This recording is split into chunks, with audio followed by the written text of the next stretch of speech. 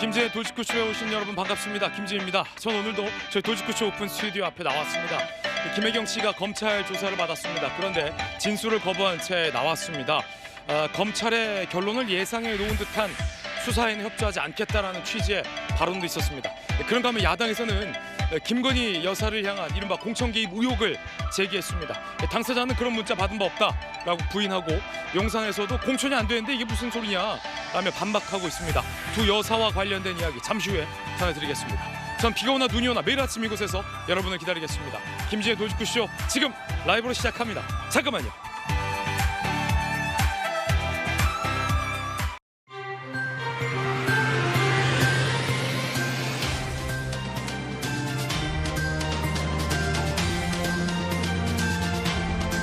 신문 읽어준 남자입니다. 김혜경 씨가 검찰 조사를 받았습니다. 검찰의 조사에 이른바 묵비권을 행사했다라는 얘기도 나오고 있습니다.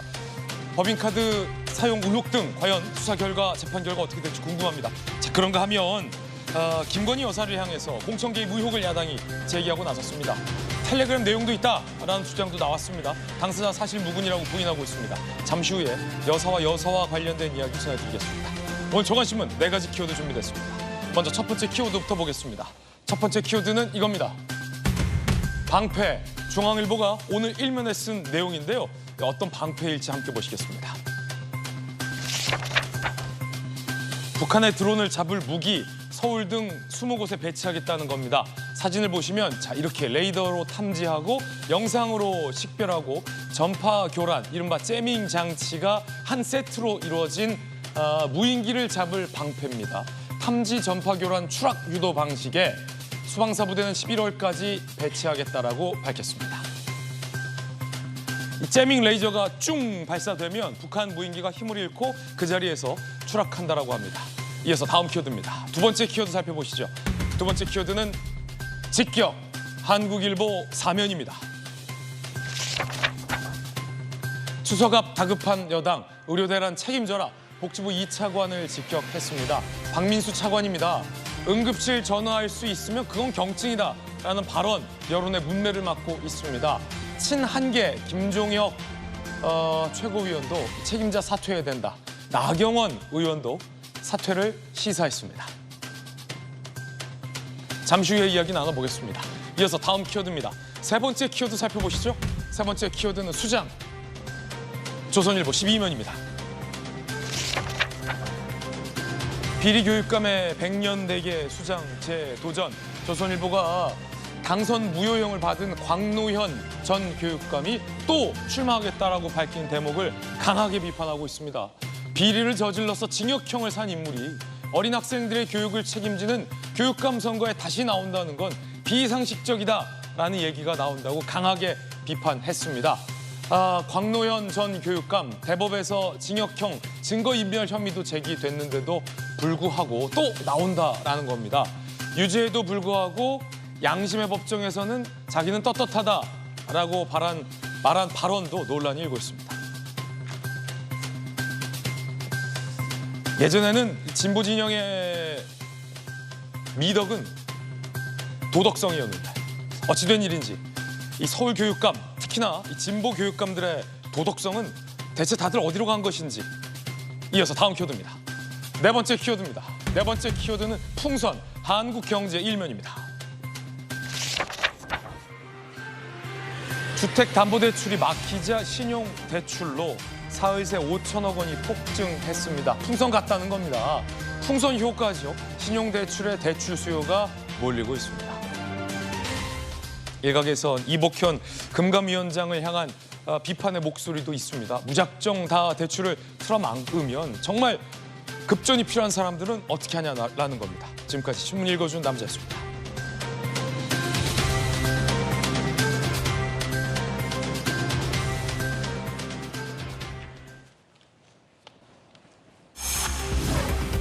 추석용 수사라며 진술을 거부한 김혜경 씨. 이 공천이 안 됐다. 무슨 공천 개입이냐라는 부인도 나오고 있는 김건희 여사 관련된 야당의 의혹 제기. 두 가지 소식 다뤄보죠. 김혜경 씨가 검찰에 들어갈 때 기자들의 질문을 받았습니다. 과연 답변했을까요? 그 모습 보시죠. 검찰이 일정 협의해서 정한다 했는데 혹시 오늘로 잡으신 이유가 뭘까요? 법인카드 사적 유용 혐의는 인정하시는 건가요? 혹시 오늘 어떤 부분 위주로 혐의 소명하실까요? 한 말씀만 해주세요. 오늘 어떤 질문들 받으셨을까요? 여사님 화이팅! 화이팅 여사님! 일정은 당연히 여사님 상호 조율을 한 것이고 어차피 검찰이 추석 밥상을 위해서 정해진 결론을 정해놓고 하는 수사라고 생각을 하고 저희는 당연히 진술을 거부하고 간단히 조사를 받고 나왔습니다. 그러면 추후에 이제 추가 출석할 예정은 있어요? 그건 이제 검찰한테 물어보셔야죠. 아마 더 이상 소환이 없을 겁니다. 이재명 대표님도 소환 통보 받으셨다고 그랬는데 그건 제가 잘 김혜경 씨 측은 당연히 진술 거부를 했다라고 밝혔지만 법조계에서는 언제부터 진술 거부가 당연한 것이었냐라는 비판적인 목소리도 나오고 있다고 합니다. 김혜경 씨는 당연히 진술을 거부하고 나왔습니다. 하지만 검찰의 질문은 역시 당연한 질문들이 나왔어요. 당연의 당위성? 배 씨의 법인카드 유용 사실을 알았습니까? 배 씨에게 카드 사용을 지시했습니까? 검찰로선 당연히 물어볼 수밖에 없는 질문들이 나왔는데 이걸 결론을 정한 수사다라고 김혜경 씨는 받아들였습니다. 그러면서 변호인의 표현대로 당연히 진술 거부권 행사했다라는 겁니다. 김우식 교수님, 이게 언제부터 조국 전 법무부 장관 때부터였나요? 진술 거부권을 당연히 활용하는 게 당연하게 받아들이는 당연치 않은 모습들이 나왔는데 지금 검찰이 던진 질문은 검찰로선 당연히 해야 할 질문들인데 이걸 김혜경 씨 측에서는 결론을 정해놓은 수사로 좀 받아들인 것 같아요. 그러니까 진술 거부라는 게 뭐 피의자에게 보장된 권리라고 합니다만 저는 저런 행동을 하는 게 납득이 되지 않는 게 일단 결백하고 자기가 아무 죄가 없다는 당당한 모습을 보이려고 한 거 아니에요? 그러면 제가 어디 법조 드라마에서 봤는데 아주 유명한 말이 있더라고요. 네. 모든 사람, 모든 국민은 진짜 변호사를 만나기 전에 2명의 변호사를 만나게 돼 있다는 거예요. 누굴까요? 경찰이 억울한 사람은 다 풀어주게 돼 있고 그다음 검찰 단계 가서 또 억울한 사람이 있으면 다 무혐의 처분해 주는 겁니다. 그러니까 경찰 시스템과 검찰 시스템이라는 두 번의 억울함을 다 소명할 수 있는 기회가 우리나라 사법 시스템이라는 거예요. 그리고 그게 안 되면 변호사를 선임하게 돼 있는 겁니다.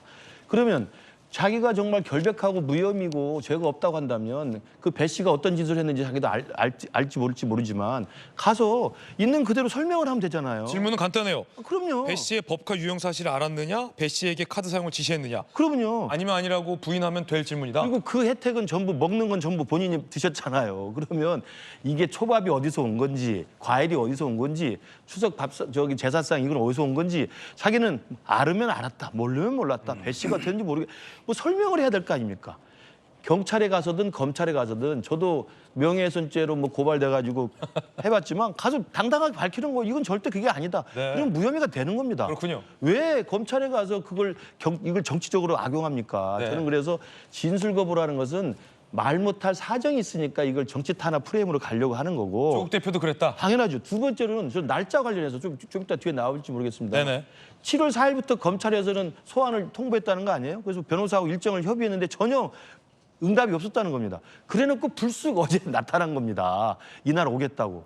그리고 그것도 이 조국 전 장관 시절에 만들었던 형사 공보 준칙에 따라서 절대 김혜경 여사가 온다는 사실을 검찰 측에서 알리지도 않고 보안을 지켰다는 겁니다. 근데 이게 언론에 나와요. 그래놓고 나와서 진술 거부하더니 추석 밥상에 나를 제물로 삼으려고 검찰이. 이게 말이 됩니까? 앞뒤가 안 맞는다. 거짓말도 이런 거짓말이 없죠. 그럼 검찰이 거짓말합니까? 지금 김혜경 측이 거짓말합니까? 둘 중에 한 명 지금 쇠파는 거짓말하고 있지 않습니까? 예.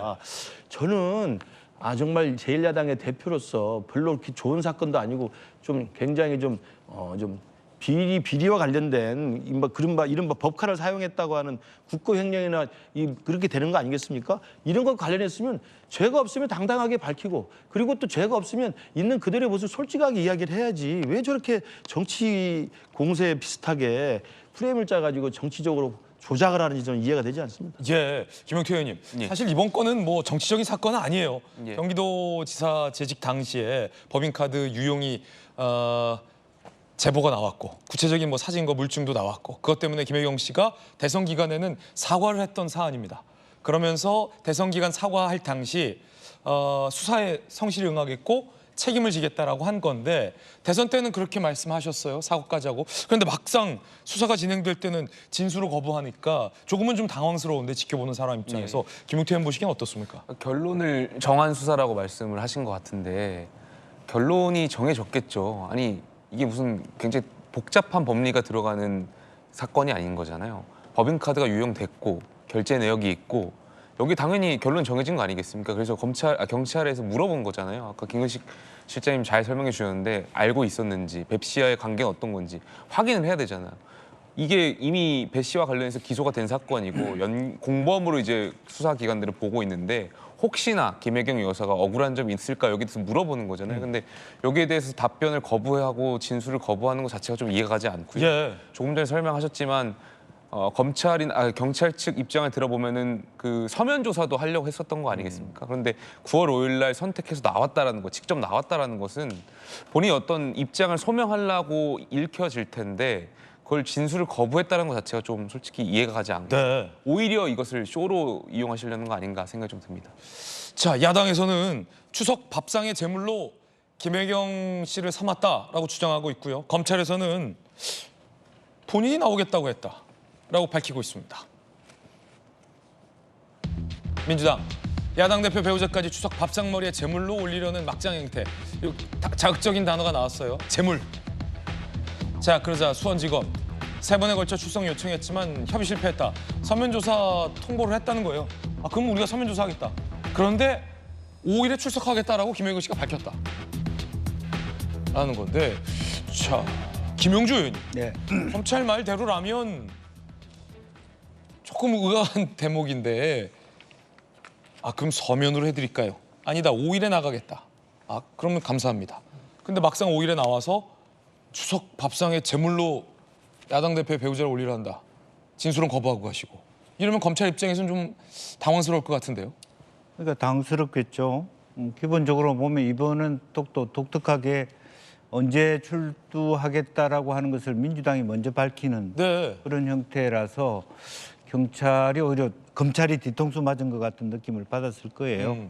그렇지만 어쨌든 기본적으로 보면 저것도 일종의 어떤 그 피해자의 권리이기도 합니다. 이제 그런데 어차피 지금 내용적으로 들어가 보면 결국에 본 재판에서 예컨대 서면 진술이든 본 진술이든 간에 어떤 진술이 또 하나의 어떤 빌미를 검찰에게 자기 정보를 제공한다라는 뭐 내용을 갖고 있는 것 같습니다. 그러니까 불리할 수 있으니까 아예 말을 하지 않겠다. 네. 거기까지는 좋아요. 거기까지는 좋죠. 예. 그래서 그거는 자기 권리인데, 근데 그것을 해석함에 있어서 조금 저는 과하다는 생각이 듭니다. 밥상의 제물, 요 대목 말씀이신 거죠? 예.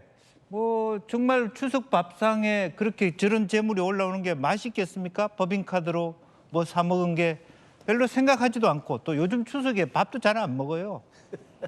예. 누가 밥상 차립니까? 놀러 가지. 이제 그런 상황에서 너무 지나치게 이걸 정치적으로 오히려 김혜경 여사가 악용하고 있다. 네. 그리고 사실은 지금 핵심은 그 주범이냐 종범이냐 아닙니까? 배모 씨가 주범인지 실제 종범인지를 한 번 더 묻겠다는 거예요. 핵심은 간단합니다. 몸통이 그 배모 씨인지 예. 김혜경 씨인지를 가리겠다는 그리고 것이다. 답은 정해져 있잖아요. 배모 씨가 혼자서 자기 스스로 시키지도 않았는데 상납을 했을 리가 있냐? 라는 게 라는 검찰의 의심이다. 의혹은 나는 합리적 의심이라고 봅니다. 네. 그걸 가지고 답은 정해져 있다라고 얘기하는 것은 뭐 그렇게 표현할 수 있고 공격할 수는 있다 손치더라도 어쨌든 성실하게 뭐 답변을 하든지 아니면 뭐 출두를 안 하겠다라고 하든지 네. 묵비권을 행사하든지 거기까지는 좋은데 그걸 추석 밥상까지 끌고 간다는 것은 좀 과하다. 국민에 대한 예의가 아니다. 네. 밥맛을 떨어지게 한다. 예. 그런 얘기입니다. 그렇군요. 네. 일종의 뭐 진실 공방인 셈인데 조기현 변호사님, 검찰 입장대로라면 5일에 나오겠다라고 해놓고서 진술 거부권 행사하고 추석 밥상 제물을 언급한 건데 이거 어떻게 된 겁니까? 민당 측에 설명한 것은 7월 이후부터 네. 이 소환 일정은 조율했다고 합니다. 그래서 8월 28일로 소환 일정을 양측에 합의를 했었는데 이 공직선거법 사건이 공판 제기가 된 것 같습니다. 그래서 아마 일정이 겹치면서 다시 조율을 하면서 김혜경 여사 측에서는 추석 이후 9월 17일로 제안을 했는데 검찰이 그러면 그렇게 미룰 수는 없다. 수사를 빨리 해야 된다. 그래서 서면을 보낼 테니 이걸로 하고 끝내자라고 검찰이 제안한 거고 이제 그거에 대해서 9월 5일로 가해 출석하겠다라는 입장을 표했고 그렇게 해서 어제 이제 출석하게 된 겁니다. 네. 협의가 다 되고 있었던 거죠. 근데 마치 뭐 9월 5일 날 일방적으로 날짜를 통보하고 간 것도 아니고 서면 조사를 거부하고 뭐 네. 당당하게 진술하기 위해서 9월 일자를 조정한 것도 아니었고 이런 조율 과정이 있었습니다. 날짜 협의한 것뿐이다. 예. 네. 근데 이제 진술 거부권을 행사하는 것과 서면 조사로 끝내는 것은 차이가 있습니다. 네. 정치적 수사로 보는 입장에서 보면 서면 조사로 끝내면 이거 뒤에 무슨 얘기가 따라 붙겠습니까? 특혜 아닙니까 이거? 소환도 안 하고 서면 조사를 했다. 김건희 여사하고 붙여놓기에 딱 좋은 얘기 아니겠습니까? 네. 그래서 일부러 출두한 거다. 예, 일정 조율하다가 안 되고 검찰은 빨리 수사를 매듭지어야 되는데 뭐 추석 이후로 자꾸 미루자고 뭐 하고 이러니 뭐 이렇게 했는데 김건희 여사 측에 서면 조사에 응하지 않고 그래서 우리는 뭐 서면 조사로 했다라는 게 어찌 보면 한 측면에서 보면 주요 피의자인데 소환도 안 하고 서면 조사로 아, 그럴 수 있겠군요. 이렇게 비춰질 가능성이 있기 때문에 당초에 원래 8월 28일 날 출석해서 진술 거부권을 행사하든 아니든 조사에 응하겠다는 입장이었기 때문에 출석하는 것을 원칙으로 했는데 검찰이 서면 조사로 끝나겠다고 하니까 아니 나가겠다고 네. 한 거고요. 그리고 법에 보장된 진술 거부권을 행사한 것이고요. 그러니까 이런 과정에 아무 문제가 없는데도 불구하고 검찰은 일정 조율에 일방적으로 무슨 이 김혜경 여사 측의 어떤 특별한 혜택을 요구한 것처럼 이런 뉘앙스의 이 브리핑을 계속 하니까 그래서 밥상 재물 얘기도 나온 거다. 그렇죠. 이게 목적이 다 어떤 시기, 내용, 수사 방식 이런 부분에 있어서 검찰이 지금 언론에 하는 내용들이 네. 어떤 의도, 김혜경 여사 측 이 수사와 관련돼서 어떤 다른 어떤 뭐 부정적인 인식을 주기 위한 방식으로 이 수사를 배치하고 있다는 의심을 가질 수밖에 없는 거죠. 그렇군요. 제가 잊었는데 생각이 좀 안 나요, 김식 교수님. 네. 그래서 김혜경 씨는 배 씨의 법인카드 유용을 몰랐다는 겁니까? 알았다는 겁니까? 지시했다는 겁니까? 지시 안 했다는 겁니까? 입장이 뭐였죠? 진술을 거부한 거죠. 그러니까 아마 검찰에서는 이제 배 씨의 진술이 있고 배 씨는 지금 재판이 진행 중이잖아요. 거기에 나와 있는지 공범으로 피의자로 소환이 된 거기 때문에 저는 검찰이 그거 외에도 자료는 충분히 있을 거라고 생각합니다. 지금 같은 선진적인 사법 시스템에서는 증거와 법리로 유죄 판결을 가져올 수밖에 없어요. 그럼 증거는 저는 충분히 확보했다고 보고 네. 그다음에 혼자만의 단독 피의자가 아니라 공범이 있는 피의자고 공범이 이미 재판이 진행 중이기 때문에 저는 검찰이 충분히 기소에 자신감을 갖고 있다는 생각이 들고 그렇기 때문에 제1야당이 부인이기 때문에 A를 갖춰서 소환이라는 절차를 밟으려고 했던 거죠. 그렇군요. 그렇잖아요. 그러니까 불러서 피의자 진술을 받아야 기소를 할 때 그건 형식적 절차를 거쳐야 되기 때문에. 그러나 이제 그 과정에서 당연히 이건 정치 공세로 프레임을 짜가지고 탄압이다 뭐 이렇게 하면서 저렇게 나올 거 예상을 했죠. 그렇지만 날짜 조율하면서 날짜 조율 과정에서 금방 조 변호사가 설명을 잘 하셨습니다만 하다 그러니까 추석 뒤로 하니까 그건 너무 힘드니까 서면 조사 해주세요. 그러니까 그것 안 하고 지금 9월 5일 어제로 이제 일방적으로 날짜를 정해서 온 거란 말이에요. 거기까지 그럴 수 있다고 칩시다. 그러나 이 정치적 의도를 우리가 의심하지 않을 수가 없는 게 그러면 이걸 누가 공개했을까요? 어제 출두하는 장면을? 이건 김혜경 여사가 답을 해야 됩니다. 검찰이 이걸 공개했을 리가 없거든요. 그럼 누가 공개했을까요? 공개한 다음에 민주당에서 공식 논평이 추석 밥상에 제물로 삼으려고 검찰이 했다. 그런 날짜하고 공개한 시점하고 공개한 이후에 민주당의 반응을 보면 점령적으로 이건 검찰이 김혜경 여사가 죄도 없는 사람을 불러서 정치 공세를 하고 추석 밥상에 이걸 이야기거리로 삼으려고 했던 거라고 몰아가는 거잖아요. 근데 검찰은 너무 억울한 거 아니겠습니까? 저는 그래서 뭐 이재명 대표의 지금 뭐 여러 개 사법 리스크 재판도 그렇습니다만 자기가 무슨 잘못에 대한 혐의가 있어서 조사를 받고 재판을 받고 이렇게 하면 무조건 나를 죽이려고 하는 정적제 구형이고 정치 탄압이라고 하면 이제 대한민국 검찰과 경찰에서 어떻게 피의자를 잡고 어떻게 유죄 판결을 유도하기 위해서 기소장을 쓰고 어떻게 재판에 보냅니까? 이제는 잘못한 게 있으면 떳떳하게 밝히고 잘못한 게 없으면 잘못한 게 없다고 말을 하는 게 중요하지. 이걸 계속 정치 공학적으로 이게 활용해서 예. 문제를 좀 오도하는 건 정말 좀 그만했으면 좋겠다는 말씀 드립니다. 양쪽 의견 전해드리고 있고요. 그런가 하면 야당에서 김건희 여사의 공천 개입 의혹을 제기했습니다. 한 보도에 따르면 익명 의원의 주장을 재구성한 뉴스토마토의 보도. 야당은 이 보도를 전면적으로 문제 삼고 있습니다. 김건희 여사가 김영선 전 의원에게 김해로 지역구를 옮겨 출마하라라는 텔레그램 메시지를 보냈다라는 의혹이 제기된 겁니다. 대통령과 맞춤형 지역 공약을 마련하겠다라는 내용의 김건희 여사의 문자, 텔레그램이 김영선 전 의원에게 갔다라는 겁니다. 보도에 따르면 A 의원과 B 의원이 등장합니다. 컷오프된 김 전 의원이 분개했고 해당 텔레그램을 내게 보여줬다. B 의원, 2월 말경 정치권의 인사를 만났는데 그 인사가 캡처된 해당 메시지들을 내게 건넸다. 이 보도에서는 이걸 봤다라는 2명의 의원이 있다라고 쓰고 있습니다. 자, 야당에서는 김건희 여사가 공천에 개입한 건 아니냐라면서 비판을 하고 있는 그런 상황. 자, 당사자 김영선 전 의원은 전면 부인하고 있습니다. 정체불명의 얘기 다 허구다.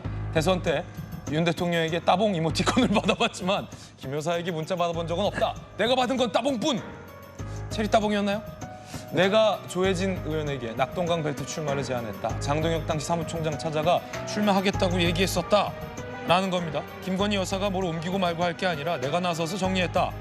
라는 거예요. 자, 장동혁 의원 등장했잖아요. 그래서 장동혁 의원도 물어봤습니다. 김영선 전 의원이 김해 재배치 제안한 거 맞다. 그래서 내가 수용하기 어렵다는 말씀을 드렸다. 내가 거절했다는 거예요. 당시 공천관리위원이 나섰습니다. 컷오프 대상이었다, 김영선 전 의원은. 김 전 의원에게는 뼈아픈 슬픈 이야기. 김영선은 컷오프 대상. 국내임, 해당 보도는 허위, 공천의 객관성과 독립성을 훼손한다라며 법적 조치를 예고하고 있는 상황입니다. 용산 입장까지 내친 김에 살펴보면 공천은 공관위가 결정하는 거고 김영선 의원은 컷오프된 사람이었다. 결과적으로 공천도 안 됐다. 무슨 공천 개입이냐라며 반박했습니다. 박찬대 원내대표는요. 김건희 특검에 이것도 포함하겠다라고 나섰습니다. 김건희 여사를 향한 특검법에 이 내용도 포함하겠다라는 겁니다. 이 보도가 사실이라면 소문이 무성하던 김건희 여사의 당무 개입과 선거 개입, 국정농단이 실제로 있었다는 것이 되기 때문에 경악할 수밖에 없습니다. 단 한 점의 의혹도 남기지 말고 실체적 진실을 밝혀야 합니다. 민주당은 김건희 특검법에 해당 의혹도 수사 대상에 포함시켜 반드시 진실을 밝혀내겠습니다. 특검하자는 건데 김용태 의원님, 예. 이거 혹시 저 텔레그램을 봤다는 A 의원, B 의원이 김용태 의원입니까? 저는 최근에 정치 평론을 하면서 너무 힘든 게 제가 보지도 못한 텔레그램을 계속해서 누군가 봤다고 하고 이거를 상상의 영역으로 제가 또 풀어 나가야 되는 것이 굉장히 어려운 것 같고요. 김영선 전 의원은 잘 모르십니까? 개인적으로는 개인적으로는 아는 의원님이시죠. 아는데 예. 컷오프된 분이시죠. 그렇습니다. 예. 그럼 당에서 공천 안 하겠다, 컷오프를 결정해서 아예 공천이 안 된 분이군요. 그러니까 일단 이 문제는 첫 번째 텔레그램이 정말 존재했느냐를 좀 진실 여부를 가려봐야 네. 될 것 같고요. 두 번째는 만약에 정말 텔레그램이 있었다고 하더라도 어제 많은 분들도 언론에 나오셔서 말씀하셨지만 이것이 이제 정치 개입으로 볼 것이냐 아니면 조언으로 볼 것이냐에 대한 문제 해석의 영역도 있는 것 같아요. 이게 아다르고 어다른 거잖아요. 근데 실제로 만약에 정말 이러한 일이 개입이 있어서 김영선 의원이 공천을 받아서 있었다면 문제가 될 수도 있는데 당이나 대통령실 입장처럼 반영되지도 않았고요. 컷오프로 떨어졌다, 경선도 예. 못 갔다. 그거는 사실 개입의 여지를 어떻게 볼 것이냐에 따른 문제가 있는데 제가 봤을 때는 글쎄 이게 뭐 사실 여부도 따져봐야겠지만 사실이라고 하더라도 조언 정도일 수 있지 않을까 이렇게 개인적으로 생각합니다. 이게 국정농단이다. 박찬 원내대표 이런 표현도 썼는데. 물론 야당은 그렇게 몰아가고 싶겠죠. 근데 이 단편적인 이 기사 하나만 놓고 네. 국정농단이라고 몰아가는 것은 너무 어불성설인 것 같고요. 제가 봤을 때는 사실 그 정치라는 것이 이면을 봐야 되는 거잖아요. 예. 왜 갑자기 이 뉴스가 나왔을까에 대한 궁금증이 있어요. 그리고 너무 또 야당에서 갑자기 특검에 이 내용까지 넣어가지고 바로 하루 만에 속전속결로 다 밀어붙이는 거 아니겠습니까? 그래서 좀 당황스럽고요. 왜 이 시점에 이 뉴스가 나왔을까? 여기에 대한 좀 궁금증이 있습니다. 그렇군요. 뭐 매체를 폄하하는 건 아니지만 뉴스토마토는 인터넷 매체이긴 합니다만 자, 텔레그램 메시지의 존재 유무 그리고 이것이 국정농단 공천 개입으로 봐야 할지 그리고 이걸 야당이 특검으로 추진할 만한 사안인지 이 세 가지가 논란이 되고 있는 것 같습니다. 이에 대한 좌장의 견해는 어떠십니까? 글쎄요, 저는 우선은 저는 확인되지 않은 걸 가지고 뭔가 얘기하는 게 굉장히 위험스럽고 네네. 조심스럽다는 말을 전제로 하지만 또 다른 한편으로 보면 사실은 지금이라도 윤석열 정부는 특별감찰관을 임명했으면 좋겠습니다. 저야 같은 어떤 실체가 있든 없든 간에 저런 개연성들은 성향적으로 보면 김 여사가 그동안에 언론과 관련된 인터뷰라든지 또 뭐 목사와 관련된 부분이라든지 굉장히 어떤 세세한 당무에 크게 작게 개입했을 개연성 또 국민들이 그렇게 믿을 사실이든 아니든 그런 개연성이 많아지기 때문에 사전에 차단할 필요가 있고 제가 느낄 때는 예컨대 여사께서 김영선 의원이 억울하게 이번에 컷오프 된다는 사실을 알고 살리겠다는 마음으로 그러면 김해를 가보시는 게 어떠냐 이렇게 생각할 수도 저는 있다라고 봅니다. 만약 그렇게 생각해서 저 텔레그램을 보냈다 그러면 개입이죠. 예. 농단이죠. 예. 예, 굉장히 위험한 일을 하고 계시는 거예요. 예. 근데 한동훈 대표에게도 사과를 해야 되냐 안 되냐 하는 것은 개인적인 조언을 받기 위한 거지만 어떤 면에서 당무의 직간접적인 계속 커뮤니케이션을 하고 계신 겁니다. 옛날에 우리가 유경수 여사 얘기했지 않습니까? 뭔가 소신 있게 복지를 하고 말하자면 활동을 하시기는 했지만 일체 정치에는 이렇게 관여하지 않은 선을 지켰거든요. 그래 그런 부분에 대해서 굉장히 이것은 실체를 떠나서 굉장히 위험스러운 조짐이다. 네. 그렇게 봅니다. 특검 대상이라고 보십니까? 저는 특검 대상이 되려 그러면요 실체가 드러나서 경찰이나 검찰 조사를 하고 네. 그 다음에 특검을 주장해야 된다고 봅니다. 지금 저는 하나를 그 의혹을 하나 던져놓고 그래서 바로 특검하겠다는 것은 지금 민주당이 너무 지나치게 성급하다, 조급하다 그런 걸 반증한다고 봅니다. 자, 용산 비판의 진심인 개혁신당 이준석 의원은 이 의혹에 대해서 어떻게 생각할까요? 들어보시죠. 개혁신당도 선거 때 뭐 이 건에 관해서도 제보를 들은 바가 있긴 합니다. 근데 완결성이 떨어집니다. 결국 김건희 여사가 꽂고 싶어 한다고 알려진 인사를 꽂지도 못했어요. 그러니까 이거는 뭐 완결성이 되려 그러면은 김영선 전 의원을 몰아내고 김건희 여사의 의중대로 공천을 뭐 했다든지 뭐 이런 게 있어야 되는데 경쟁해보면 어려울 수도 있으니 다른 선택을 하는 게 어떻겠냐는 선의의 조언일 수도 있는 거예요. 근데 그거를 예를 들어서 뭐 개입이다라고 보려 그러면은 이렇게 해석하자면 이런 건데 저렇게 해석하면 저렇겠네라는 정도의 느낌에.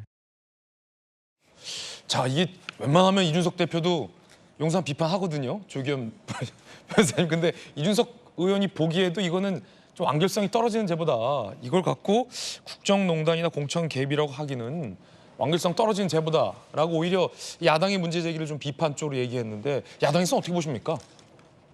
일단 A 의원이 이준석 의원은 아닌 것 같네요. 아, 문자를 맞다는 이게 뭐 어느 당 의원인지 김용태 의원도 아닌 것 같아요. 네, 밝혀지지는 않고 있고 뭐 면책 특권이 있는 곳에 밝힐 수 있다는 입장까지 보도에 언론에 이제 취재됐는데 이준석 의원은 아닌 것 같긴 한데 이게 이제 어쨌든 김영선 전 의원이 지역구로 옮겼지 않습니까? 네네. 옮겼고 이 메시지가 존재했다면 개입이 있었던 거죠, 사실. 공천이 안 되고 컷오프 됐다 할지라도 그렇죠. 그러니까 당초에 만약 있었음을 전제로 하면 이게 어디까지 의도하고 한 행위냐 이게 문제가 될 수 있죠. 김영선 의원을 빼는 것까지 그래서 지역구를 조정하는 것까지 의도해 두고 했다고 하면 달성된 거 아닙니까? 그다음에 김영선 의원은 어떻게 될지는 모르는 거죠. 이것 때문에 김영선 의원이 분개를 해서 주변 의원한테 얘기를 했고 그 흔적이 지금까지 남아있다. 이렇게 네. 된 스토리잖아요.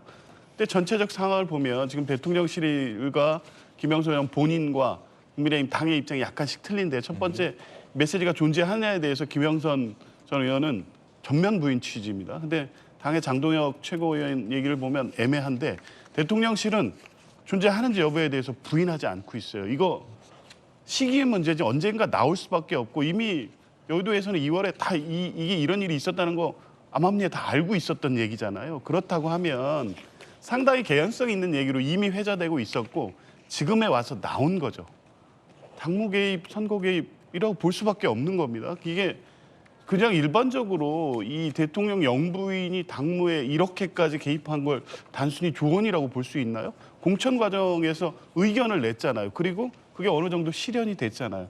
그러면 개입이죠. 뭐 한동훈 대표와의 문자 메시지나 이런 내용만 보더라도 이게 그냥 일반적 상식으로 이제 사람들이 판단하는 게 김건희 여사가 상당히 국민의힘 선거, 당무 관련해서 의견을 적극적으로 내고 있고 적극적으로 소통하고 있다. 이런 얘기는 이미 기정사실로 받아들이고 있는 게 여의도의 지금 전체적인 분위기고 그 일단이 지금 나온 것이라고 보고요. 아마 저 텔레그램 메시지는 지금도 존재하고 있다고 봅니다. 이게 공개되는 순간의 폭발력은 지금 대충 부인하고 막을 수 있을 정도의 문제가 아니라고 보고요. 그래서 혹시라도 공개되는 상황에 대비해서 이게 뭐 그 공천이 최종 안 됐으니까 그냥 조언으로 끝낼 수 있는 게 아니냐.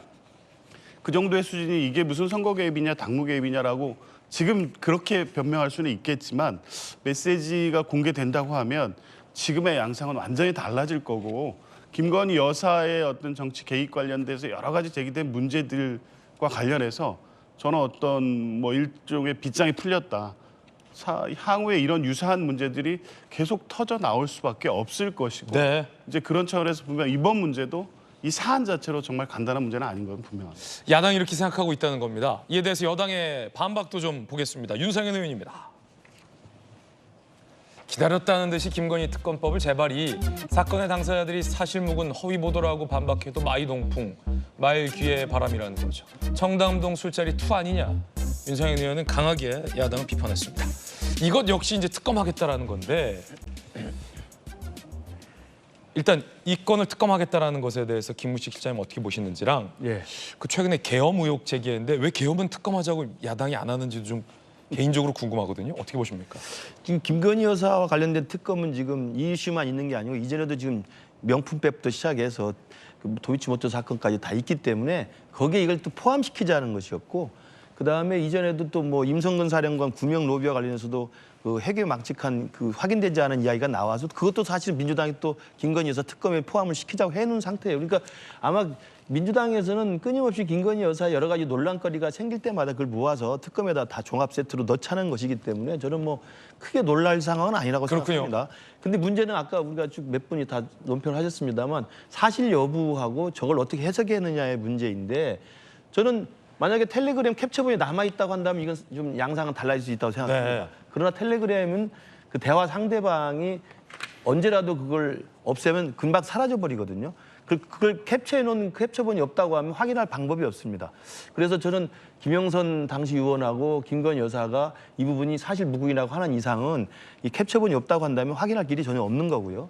그리고 이제 MC라는 사람이 등장을 해서 뭐 그 사람이 캡처본을 건넸다고 그러는데 과연 그럼 제3의 인물이 그 캡처본을 혹시 갖고 있는 게 아닌가라고 하면 이 사실관계는 조금 추후에 봐야 됩니다만 저는 일단 윤상현 의원이나 김영선 전 의원이 말한 것처럼 저는 사실 무근이라는 말을 좀 믿고 싶고요. 다만 이게 사실이라고 실사 하더라도 제가 볼 때는 이준석 대표가 오랜만에 참 저는 균형 감각을 가지고 논평을 했다고 생각해요. 오랜만에요. 네, 선의의 조언이란 말이 저 정확하다고 봅니다. 좀 더 나가서 좀 이야기하면 김건희 여사의 성격이나 그동안의 행태를 봤을 때는 선의의 조언을 하는 오지랖 넓은 이야기예요. 너무 오지랖이 넓어요.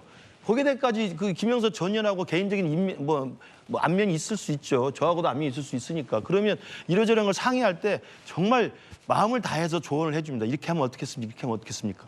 보십시오. 총선 끝난 다음에도 심평 변호사하고도 전화해서 상당 부분 이야기했다는 거 아닙니까? 또 진중권 교수하고도 전화해서 한 몇십 분 전화했다는 거 아닙니까? 있는 그대로 정말 정성을 다해서 이야기합니다. 그리고 또 한동훈 대표하고 또 텔레그램 주고받고 했잖아요. 그러니까 저는 오지랖이 넓은 참 우리 영부인이시다. 그래서 이게 사실관계는 아니겠지만 설사 이 부분이 터져 나온다 하더라도 저는 이 건에 관해서는 저는 특검 건은 전혀 아닌데 정말 불안하니 오지랖을 좀 줄였으면 좋겠다 이런 말씀드립니다. 엄호를 하시는 겁니까? 비판을 하시는 겁니까? 엄호하는 거죠. 엄호하는 겁니까? 예. 잠깐 살짝 헷갈려서 여쭤봤습니다. 특검 건 아니다라는 말씀 김무식 교수님 개인적 견해도 전해드리고 있습니다. 12.12 사태까지 나왔어요. 계엄 공세. 자, 김민석 최고가 토론하자라고 해서 김재원 국민의힘 최고위원이 토론하겠다라고 했는데 응, 너 말고를 시전해서 소위 이것도 논란입니다. 민주당의 김병주 의원이 신원식 국방부 장관에게 질의한 내용, 그 설전 회자되고 있습니다. 함께 보시죠. 김용현 후보자가 경호처장 당시에 경호처장 공간에 3개 핵심 사령부, 특전사령관, 주방사령관, 방첩사령관을 저녁에 불러서 뭐 모임을 했다. 이 모임에 대해서 혹시 보고받은 적이 있습니까? 과거부터 관례로 경호처장이 적절한 접촉 유지나 격려를 하고 있는 걸로 알고 있는데 저도 그러한 활동이 있을 때는 보고를 받아서 알고 있습니다. 문재인 정부 때도 몇 번 한 걸로 알고 있습니다. 사무실도 아니고 공간에 이렇게 은밀하게 모였다는 것은 저는 이것은 군의 지휘체제를 대단히 문란시키는 행위다. 장관을 무시하는 행위라고 보고요. 제가 성인 하에 격려성 회의는 한 것으로 제가 알고 있고 그래서 승인했습니다. 승인한 근거가 있나요? 제가 승인했다는데 그걸 근거를 대라고 그러시면 그 자체가 좀 너무 황당한 것 같습니다. 그러면 3개 핵심 지기자 세 분을 동시에 모은 적은 없어요. 대담이나 선동이 아니고 확실한 사실 확인 차원에서 대한민국 국군이 지금 어느 시대인데 누가 그런 명령을 내릴 때도 없고 내릴 리도 없고 내린더라도 이제는 움직이지 않습니다. 급기야 12.12 얘기까지 나오면서 계엄 의혹이 제기되자 신원식 안보실장이 대답할 가치가 없다라며 설전을 벌였습니다. 그 장면도 함께 보시죠. 김영은 후보자가 군과 국민의 동의 없이 계엄이 있을 수 없다 이렇게 얘기했었는데 12.12 5.18 때는 군과 국민의 동의가 있었습니까? 잠깐만 답하지 마세요. 군과 국민의 동의가 있었던 계엄이 있었습니까? 45년 전에 45년 전에는 비교하지 마세요. 쿠데타를 할 대답하지 않겠습니다. 대답할 가치가 없습니다. 가치가 없어요? 예, 그렇지. 계엄 문제를 이렇게 억지로 해가지고 장관, 의원님, 장관, 내가 묻잖아요. 또 시즌 2 계엄입니다. 이걸 일으켜서 우리 국민이 아니라 김정은만 행복할 겁니다. 이제 좀 그만하십시오. 안 하겠다고 없다고 이렇게 다짐을 하는데 왜 자꾸 계엄 회담을 하시는 겁니까? 신원식 안보실장이 계엄 안 한다고 계엄 모임 없었다고 하는데 왜 이렇게 괴담을 얘기하느냐라는 겁니다. 야당에 제보가 있고 정황이 있다라고 하지만 계속해서 반복적으로 나오는 건 야당에서 특전사령관, 방첩사령관, 수서방위 사령관이 한 자리에 모였다라는 게 주요 근거로 보입니다. 그 이외의 다른 정황 증거는 야당도 제기하지 못하고 있는 그런 상황입니다. 정성호 의원은 사실 뭐 상상에 기반한 제보 아니겠느냐, 야당의 의혹 제기가 라면서 톤 다운하는 모습을 보였지만 문제 제기한 김민석 수석 최고위원이나 김병주 최고위원은 이 의혹 제기를 그만둘 생각은 없어 보입니다. 야당 내에서도 뭔가 엇박자가 나고 있다는 지적도 나오고 있는 그런 상황인데 신원식 안보실장이 대답할 가치가 없다라고 말했어요. 사실 민주당 내에서 오선의 중진 의원이 저희 도직구 멤버인 김유정 의원에게 이 계엄 의혹과 관련해서 김유정 의원 이거 약간 똥볼 찬 것 같아라고 말했다라는 제보도 저희한테 들어와 있거든요. 그런데 김민석, 김병주, 양문석 의원까지 포함하면 몇몇 분들은 12.12 사태, 5.18 얘기까지 지금 나왔습니다. 김영주 의원님, 이렇게까지 계엄으로 의심할 만한 구체적인 정황이나 뭐 제보가 좀 마땅히 더 이상 없어 보이는데요.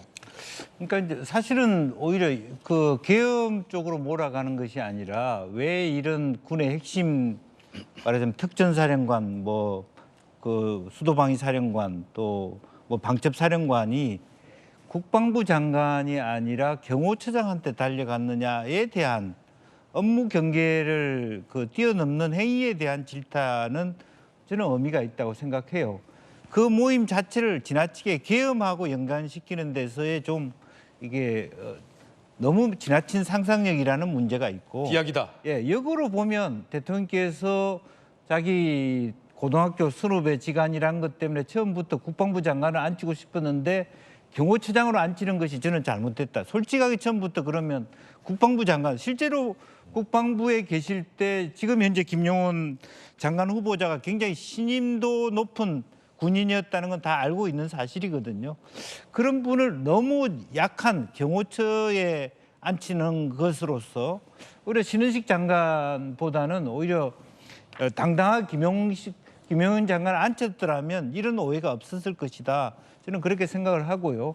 그러다 보니까 이제 뒤늦게 와서 사실은 안보실장을 외교관 출신들을 없애고 국방부 장관, 신원식 장관을 안보실장으로 옮기면서 아주 미국 대선을 앞두고 외교적으로 굉장히 중요한 이 시점에서 군인을 중심으로 가고 또 비슷하게 활동했던 사람을 정상화시키는 대통령 입장에서는 어떤 면은 차라리 그럴 바에야 뭐 경호처에 하중이 쏠리는 것보다 이것도 정상적이지 않으니까 대놓고 국방부 장관 시키겠다는 건데 그런 부분에 대해서 민주당이 정확하게 핀셋으로 타겟팅을 하는 것이 더 낫지 않았겠냐 그런 생각이 듭니다. 예, 12.12 사태, 영화 서울의 봄, 전두환 5공화국을 연상시키는 듯한 의혹 제기가 김민석 최고와 김병주 최고위원 입에서 반복적으로 나오고 있는 건데 당내에 정작 김부겸 전 총리는 이 계엄 의혹에 대해서 이 뜬금없다라고 비판하고 있습니다. 옛날처럼 무소불위의 권한이 행사될 수 있는 것도 아니고 국회에서 계엄 해제 요구하면 바로 해제되는 것 뜬금없고 가능성 없다. 김용태 의원님 어떻게 보십니까? 저는 조금 전에 그 영상에서 신원식 안보실장이 약간 좀 짜증나는 듯한 답변을 하셨잖아요. 짜증냈어요. 아 계엄 안 한다니까 왜 그러냐. 순간 좀 이해가 되었습니다. 네. 왜냐하면 제가 그 여당 초선들하고 여러 명하고 식사하고 술 한잔 먹잖아요. 그럼 농담으로 저희 중진 의원들이 무슨 또 작당 모의를 했냐고 막 이런 질문을 하시거든요. 아마 그런 식으로 야당에 지금 몰아가는 거 아닌가 싶고요. 제가 최근에 야당의 모 인사랑 좀 얘기하면서 아이 계엄 왜 이렇게 자꾸 얘기를 꺼내는 거냐 이렇게 물었더니 굉장히 단순한 답변이 왔습니다. 예. 우리 이재명 대표가 계엄에 대해서 이야기를 했는데 이슈를 키워야 되지 않겠냐. 야당 의원이? 의원은 아닌데 인사였는데 야당 인사가? 그렇게 말씀하시더라고요. 그래서 저는 이해했습니다. 이게 제보가 들어온다, 뭔가 근거가 있다 이런 것이 아니라 그냥 이재명 대표가 그 한동훈 대표랑 회담에서 계엄을 툭 던졌잖아요. 그러니까 이 성실한 야당 의원들이 마치 장기판의 말처럼 계속 계엄을 빌드업을 하는 거예요. 제가 봤을 땐 근거가 없는 것 같고요. 그냥 예. 이재명 대표의 어떤 체면이나 대표가 말씀하셨는데 우리가 따라가야 되지 않겠냐 뭐 이런 식으로 계속 계엄을 말씀하시는 것 같아서 좀 안타까운 생각이 좀 있습니다. 예, 안보 전문가이기도 한 김웅식 교수님. 네. 지금 김민석 최고나 김병주 최고, 그러니까 야당의 몇몇 최고위원들이 이재명 대표도 언급했었죠. 의원 체포까지. 김부겸 총리나 뭐 오선의 중진, 뭐 야당 의원 같은 경우는 이거 근거 없는 소위 엑스볼 처리를 한데도 불구하고 이렇게 막 12.12 사태까지 거론하는 근거가 지금 3명의 사령관이 한데 모였다라는 거잖아요. 예. 특전사령관, 방첩사령관, 기무사령관. 예. 그렇죠? 예. 근데 제 국방부 기자 시절에 한 자리에요. 국방부 장관과 국방부 차관과 합참실장이 한 자리에 있는 것을 여러 번 목격했거든요. 그럼 큰 모의를 한 모양인데요. 그래도 저는 계엄이라고 의심한 적이 한 번도 없는데 이 3사령관이 한 자리에 모였다. 왜 모였냐를 물어볼 수는 있죠. 그렇죠. 그러니까 경호처장과. 근데 계엄을 하려고 모인 건 아니냐라는 것은 너무나도 하늘과 땅의 다른 이야기인데. 그러니까 이게 이제 음모론의 가장 큰 일반적인 패턴을 보이는 거예요. 한 가지 사실이 있었어요. 그러니까 그 세 사령관이 모인 사실이 있었죠. 한 가지 사실과 계엄이라는 정치적 주장 사이에 아무 근거 없이 연결고리를 만들어가지고 계속 주장을 하는 거예요. 음모론은 그렇게 시작되는 거거든요. 그럼 그럴듯해 보이고 또 그럴 수 있겠다 생각하면서 여기 하나둘씩 다 추가가 되는 겁니다. 저는 정말 계엄에 대해서 그 세 사령관이 모여서 했다는 게 근거가 된다고 한다면 아까 우리 김용태 의원님 말씀 잘하셨지만 예를 들어 봅시다. 네. 저도 민주당에 제 아는 후배가 3선, 4선이 있어요. 예. 그 사람하고 내가 개인적으로 아니까 또 우리 당에 또 우리 후배 의원이 또 있으면 그 사람하고 저하고 저녁 식사를 했다 칩시다. 할 수 있잖아요. 수상한데요? 그럼 이게 정계 개편하는 겁니까? 뭐 합당하는 겁니까? 그렇게 몰아가는 거랑 똑같은 거예요. 아니 수방사령관, 특전사령관, 방첩사령관, 그다음 경호처장이 육사 다 선후배 아닙니까? 육사 선후배예요. 다 개인적으로 친한 사람들입니다. 그 사람들이 어디 가서 무슨 뭐 회의실에서 공식적으로 회의를 하는 것도 아니고 공간이라는 건 뭡니까? 공간이라는 건 사적 자리입니다. 집무실이 아니잖아요. 공간에서 모여서 저녁 식사할 수 있는 거 서로 격려도 하고 고생 많지 뭐 이런저런 이야기 하는 겁니다. 그걸 했다고 제가 민주당 후배 국회의원하고 우리 당 국회의원 만나서 정계 개편하는 겁니까? 아니잖아요. 제발 음모론에 빠지지 말기를 바라고요. 두 번째는 저는 이유는 간단하다고 생각합니다. 이재명 대표가 그걸 언급을 하니까 지금 이제 민주당의 모든 의원들은 막 벌집 쑤신 듯이 이야기하는데 그럼 이재명 대표는 왜 그걸 했을까요? 카메라가 돌아가는 주말에 정말 가장 국민들이 관심 있게 보는 여야 대표다면서 그걸 떡꺼냈단 말입니다. 저는 이유가 있다고 생각합니다. 이제 10월이면 사법 리스크가 현실화되면서 1심 판결이 나오지 않습니까? 그리고 1심 판결 여하에 따라서는 민주당이 빅뱅이 올 수도 있어요. 대혼란이 올 수도 있습니다. 그런 상황을 염두에 두면 이재명 대표는 어찌되든 현실화되는 자기의 사법 리스크의 1심 유죄 판결에 대해서 이게 독재 정권 프레임을 계속 강화시켜야 됩니다. 그래서 그동안 탄핵 이야기했고 뭐 검찰 독재했잖아요. 근데 검찰 독재 탄핵도 이제는 식상한 거예요. 그러면 새롭고 더 자극적인 게 뭐냐? 아 이건 12.12 사태 보지 않았느냐? 그리고 작년에 1,000만 관객을 동원한 서울의 봄 보지 않았느냐? 네. 영화를 너무 많이 본 거예요. 너무 많이 봤다. 개엄 이야기를 하면서 개엄 프레임으로 이게 독재 정권이다. 군사 독재랑 똑같다. 나는 끌려갈 수 있다. 이런 감성적 접근을 하기 위해서 그 카메라 돌아가는 국민들이 쳐다보고 있는 여야 대표회담 모두 발에서 그걸 한 겁니다. 그건 모두 발언밖에 할 게 안 돼요. 실제로 한동훈 대표랑 3대3 회담에서 그 이야기를 꺼냈겠습니까? 저건 양당 대표회담에서 꺼낼 의제도 아니잖아요. 그렇기 때문에 저는 굉장히 의도된 정치적 저는 전략이었다고 생각하고 거기에 대해서 민주당 의원들이 지금 부안해동하는 거라고 생각합니다. 자, 김용주 의원님. 네. 방첩사령관, 수방사령관, 수방사령관, 특전사령관 3명이 모여서 경호처장과 4명이 계엄을 모의했다. 4명 갖고 계엄 못해요. 4명 갖고 계엄 못해요. 1군 사령관도 있고, 육군 참모총장도 있고, 합참의장도 있고, 해군 총장도 있고, 여러 다른 사령관도 있는데 방첩사랑 그 기무사랑 수도방위사 3개의 병력 갖고 계엄 못해요, 사실. 뭐 이제 첫째는 우선 뭐 전체 제가 국방부 출입 기자로 말씀드리는 겁니다. 전 군이 이제 그야말로 대통령 권한 아닙니까? 계엄을 하고 말고는. 예. 그러니까 이걸 전시에 준하는 국가 비상사태로 보느냐 현 시국을 그런 것에 대하여 우리 국민들이나 또 일반 군인들이 얼마나 동의할 수 있느냐 결코 동의를 하기는 어렵다라고 보이고 네. 만약 대통령실에서 또 혹은 뭐 대통령실을 둘러싼 군의 중앙고 라인이 있다 칩시다. 4명이 있다고 칩시다. 모르는 한 10몇 명이 뭐 하사관도 있고 있을 수도 있다고 칩시다. 그러는 순간 이 정권은 끝났다고 봅니다. 그리고 국민의힘도 끝났다고 봅니다. 만약 이 시점에서 계엄 논의를 실제 한 문건이 만약 돌았다면 그날로 국민의힘과 현 정부는 그냥 다 모든 것이 끝나는 날이라고 저는 그렇게 인식할 수 있고요. 그렇게 바보는 아닐 거라고 봅니다. 다만 전제로 보면요. 이제 이런 거잖아요. 예를 들면 이 대통령 지지율이 20%대인데 10% 내려가면 이제 거의 대통령이 쫓겨나가기 직전이다. 퇴진 직전에는 무슨 일을 못하랴. 그 계엄도 할 사람이다. 이런 얘기잖아요. 대통령이 리저러블 하지 않았다. 합리적으로 판단하지 않기 때문에 무슨 짓이라도 하고 계엄인들 못하랴. 이 얘기거든요. 이제 그런 부분에 대해서 그럼에도 불구하고 우리나라는 비정상 같지만 정상이 작동하는 나라다. 그리고 네. 국민의힘 국회의원들도 그렇게 한동훈 대표가 그런 계엄안에 대해서 브레이크 없이 그냥 동의할까요? 나는 불가능하다고 봅니다. 불가능한 얘기를 계속하고 있다. 자, 김민석 최고가 토론하자고 했습니다. 그래서 여당에서 토론하자고 하니까 당신이랑은 토론 안 한다고 합니다. 김민석 최고, 윤이든 한이든 생중계 토론하자. 그러자 김재원 최고위원이 내가 나서겠다. 거부할 경우에는 뭐 조용하라. 생뚱맞아. 한동훈 대표급은 돼야. 사실 최고위원 대 최고위원이라 저희가 보기에 급은 맞거든요. 토론에 자신이 없는 거 아닙니까? 조기현 변호사님.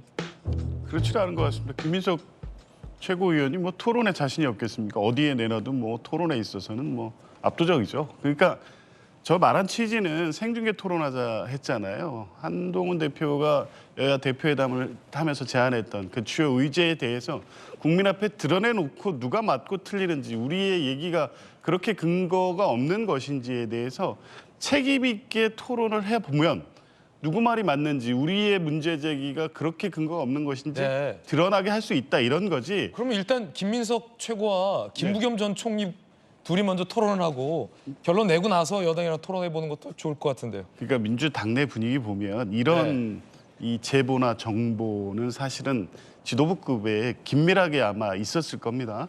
그래서 사실은 이런 내용을 정확하게 모르고 그런 제보가 있을 것이고 여러 가지 정황을 통해서 추정하는 바의 주장만 갖고는 좀 정치적으로 너무 나가는 거 아니야라는 당내 문제제기 분명히 있습니다. 예. 그런데 이재명 대표나 김민석 최고, 김병주 최고위원이 느낀 지도부로서 느끼는 무게감이나 심각성은 약간 다른 것 같습니다. 그렇다고 해서 지금 단계에서 그 내용들을 상세하게 공개할 수도 없는 내용이죠. 이제 그렇기 때문에 어느 정도까지는 이 문제에 대해서 강력히 경고하고 제기할 필요성에 대한 것은 사실은 정치적 이해관계, 이해타산하면서 한다고 보지는 않습니다. 정치적으로 유리할까요? 오히려 지금 윤석열 정부의 여러 가지 실정이나 시책 관련해서 의료 대란이라든가 이런 문제에 집중하고 추석 앞두고 민생에서 우위를 점할 수 있는 이슈를 가지고 전국을 끌어나가는 게 정치적 계산하면 훨씬 낫죠.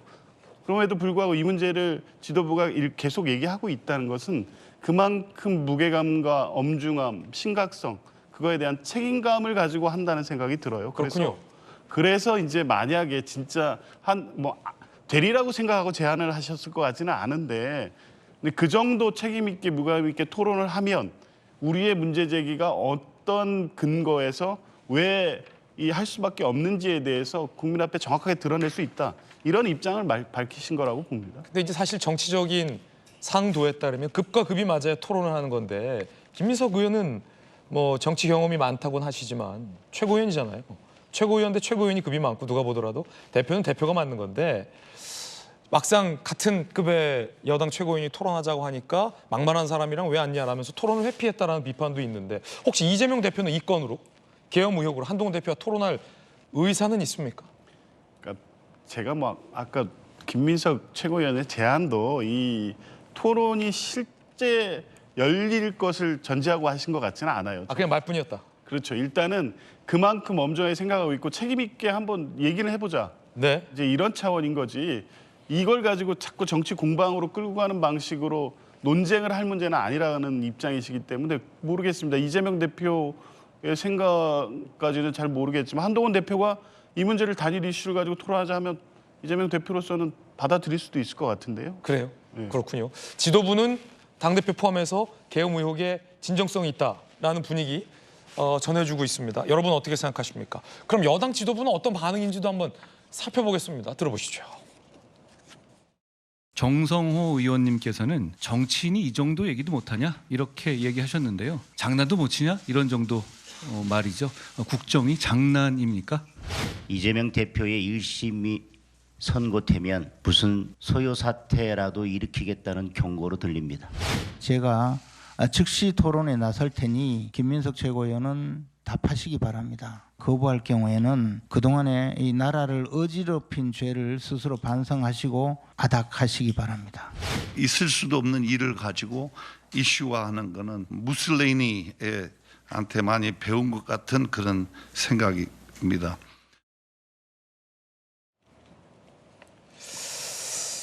자, 그러자 추경호 원내대표가 교섭단체 연설에서 탄핵은 괴담으로 대한민국 혼란 몰아넣는 세력을 탄핵해야 된다라고 야당을 강하게 비판했습니다. 들어보시죠. 거대 야당의 힘자랑과 입법 폭주 때문에 정치는 실종되고 민주주의는 무너지고 있습니다. 얼마 전부터 민주당은 정부가 계엄령을 준비하고 있다는 황당무계한 가짜 뉴스까지 만들어 퍼뜨리고 있습니다. 국민을 바보로 여기는 것입니다. 탄핵을 한다면 이런 거짓 괴담으로 대한민국을 혼란과 분열로 몰아넣는 이런 세력들을 탄핵해야 하는 것 아닙니까, 여러분? 첫 번째 이야기, 주인공은 허경영 씨입니다. 하늘궁이 압수수색을 당했습니다. 사기 혐의 등입니다.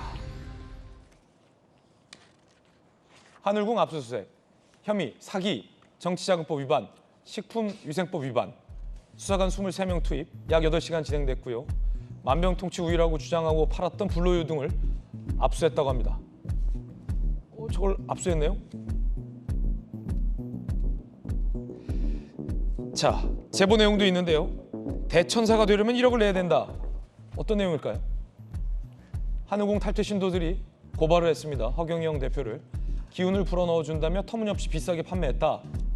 하늘궁 판매 상품들, 백궁 명패, 천국보다 높은 백궁행 티켓 300만 원, 대천사 칭호 1억 원, 피해 예상 금액은 수십억 원대로 예상되고 있습니다. 대천사 관련된 발언 한번 들어보시죠. 천사 들어가라! 천사 들어가라! 대천사가 1억 원입니다. 그게 뭐예요? 근데 그 어떤 상품이에요? 그게? 대천사라는 게 허무맹랑하긴 한데요. 거의 말 그대로는 뭐 대천사 되는 거예요. 그냥 허경영이 대천사 들어가라라고 하면 그게 이제 대천사인 거죠. 건축헌금 100번을 채우는 사람들 1억 원을 채우는 거죠. 그러면 이제 대천사 또는 완전천사라고 하는데 피부천사, 신체천사, 내장천사, 근육천사, 근본천사, 뭐 우리 몸 관리해서 건강을 지켜주고 천국과 같은 백궁 서버하고 연결돼서 우리 삶의 모든 질문에 답을 주는 인생의 멘토다.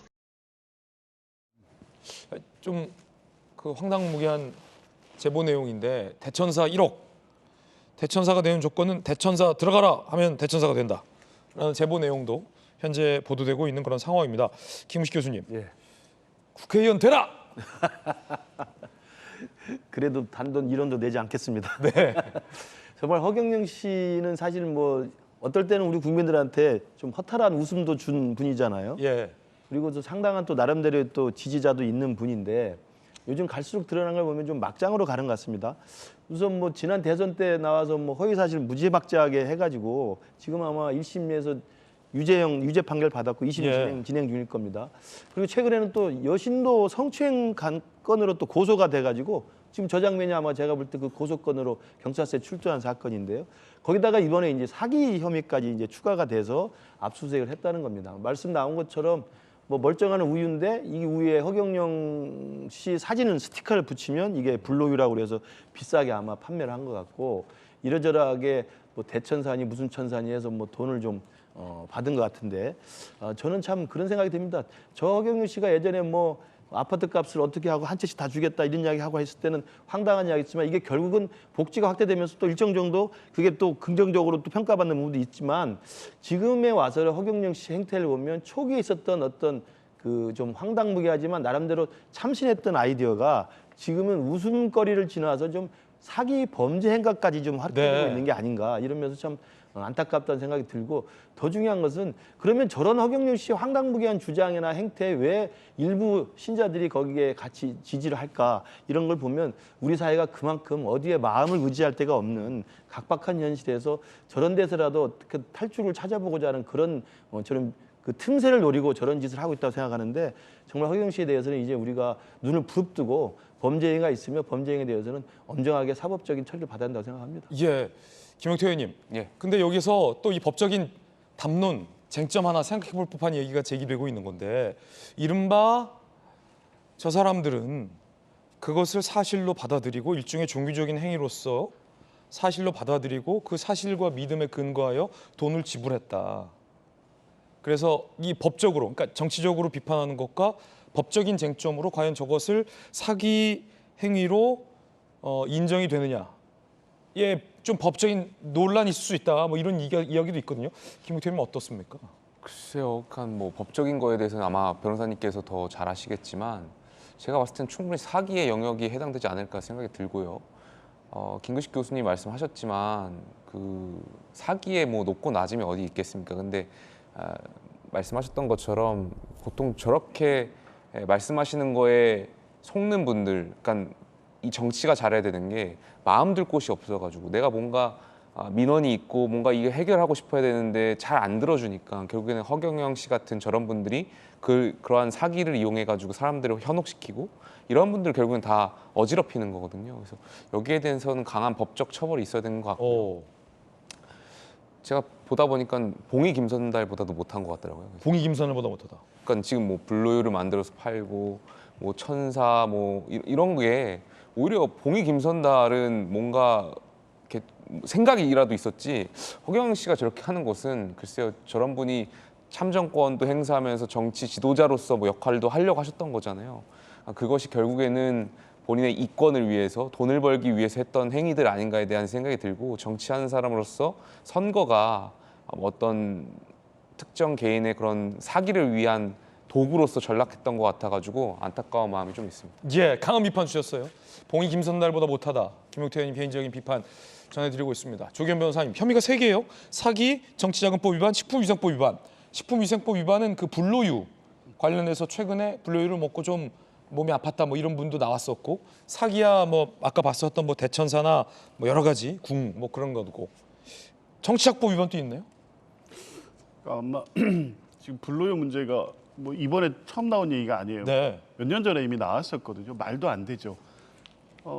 최근에 뭐 수사하고 기소를 하고 있는 것 같긴 한데 지금 이 문제는 사기죄는 속여서 재산상 처분 행위를 하고 그 손해를 끼치게 하는 행위잖아요. 근데 이 지금 허경영 씨가 지금도 이런 행위를 하고 있는 것은 뭐냐면 이게 유사 종교 집단처럼 돼 있어서 이것을 실제 믿고 하고 있다고 이 피해자들이 본인들이 그렇게 얘기를 하고 있기 때문에 사법기관에 처벌할 수 있는 근거를 못 찾고 있었던 거거든요. 그렇군요. 근데 이제 최근에 이탈 신도들이 나오기 시작하면서 경찰이 법리적으로 법적 처벌할 수 있는 근거들을 만들어 가고 있는 것 같습니다. 이건 누가 봐도 사기인 거 다 알잖아요. 예.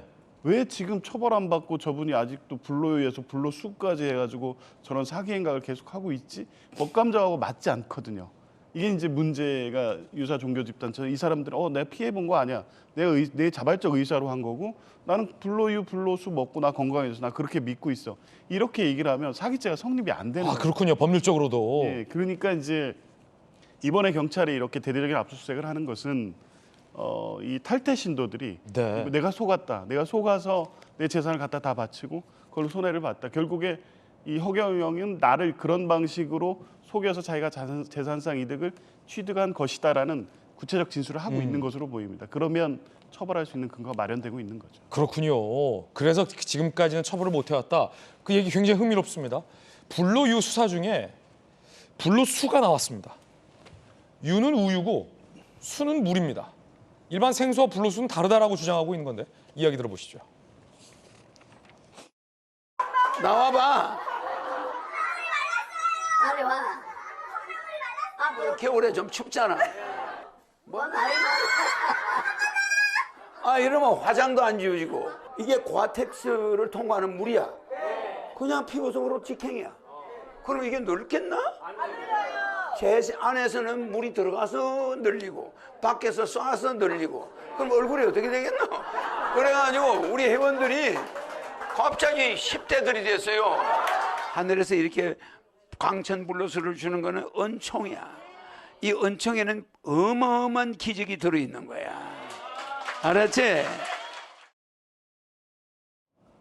김용주 의원님, 불로수가 나왔어요. 신상품인데 불로유는 우유고 불로수는 물인데 이게 광천수가 나왔다라고 밝히고 있고 그거를 뿌리면 피부에 직접 이 수분이 침투돼서 늙지 않고 10대의 어떤 젊음을 유지할 수 있다라고 밝혔고 이게 고어텍스 또 통과하는 기질을 갖고 있는 물이다라는 주장이 있으니까 이거를 뭐 국가수 등에서 샘플을 정말로 수거해서 이 불로수가 고어텍스를 통과한지 안 하는지 그런 건 과학적으로 바로 입증할 수 있겠군요. 네. 우선 뭐 불로유보다는 불로수가 관리가 쉽습니다. 우유는 상하잖아요. 예. 물은 별로 상하지 않잖아요. 그렇군요. 그러니까 자기네들도 식품위생법 위반이 걸렸다라고 하는 걸 알거든요. 오래된 우유 먹고 배탈 날 수 있으니까. 네.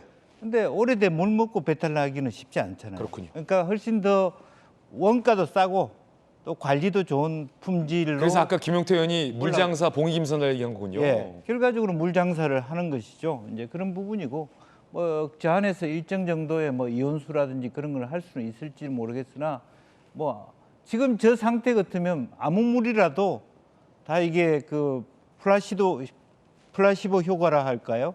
뭐 그래서 그 안수 기도할 때 이렇게 물 떠놓고 하듯이 그리고 신성하게 느끼면 또 효과를 볼 수도 있는 거죠. 그렇군요. 신적 일치를 통해서. 근데 이제 그런 그 영역의 파장에서 벗어난 사람들은 아무 효과가 없는 것이죠. 예. 그 효과가 있다는 말씀이십니까? 불로수가 효과가 없다는 말씀이십니까? 듣다 보니까. 효과가 없으니까 사기죄로 걸린 거 아닙니까? 지금 우리가 뭐 효과가 있었으면 나도 갔겠다. 아니, 젊으세요. 동안이세요. 불로수 없어도 충분히 동안입니다. 자, 중요한 건 어쨌든 재산상의 피해를 본 사람들이 있기 때문에 이거 수사기관이 정밀하게 수사해서 엄격하게 밝혀야 할 문제다라는 점 밝혀드립니다. 이 트럼프의 안보 책사 역할을 하고 있는 맥메스터가 한 언론과 인터뷰를 했는데요. 이런 얘기를 했습니다. 함께 보시죠.